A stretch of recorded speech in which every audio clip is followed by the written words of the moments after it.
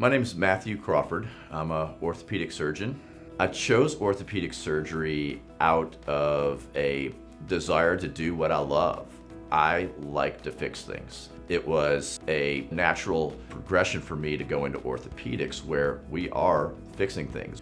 These are very satisfying procedures, and it is very satisfying for me, and it fulfills that inner desire I have to fix things and make things better.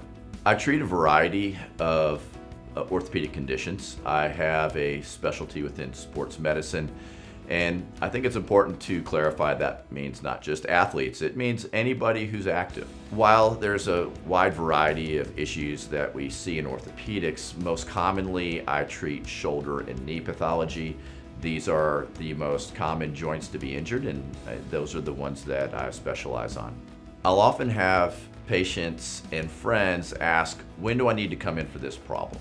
When is it a significant issue that needs to be looked at by an orthopedist? And I'll share with them that looking at the pattern of the symptoms, the progression of the symptoms, if you have a problem that's not getting better despite rest, despite activity modifications, despite common treatments, then it's probably time to get it checked out by your orthopedist. It's important to understand that even though we are orthopedic surgeons, that not every answer for us is a surgery. And quite the contrary, we're always seeking conservative options to treat. Initially, this may be rest and activity modifications, and very importantly, physical therapy, giving the body an opportunity to heal itself. This may progress into things like injections. What makes a really good patient relationship is being able to listen. 90% of the time, I could probably figure out your diagnosis just by a conversation over the phone.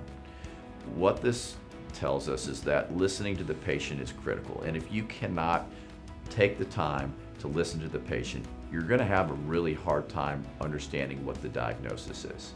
In most cases, they're going to be able to share with you the details of the disease. We need to be present as physicians, and this is a really hallmark of my bedside manner and my treatment philosophy, is to give the opportunity to the patient to share with me what's going on. And not just that opportunity, but to listen in earnest and use that information to help establish an accurate diagnosis.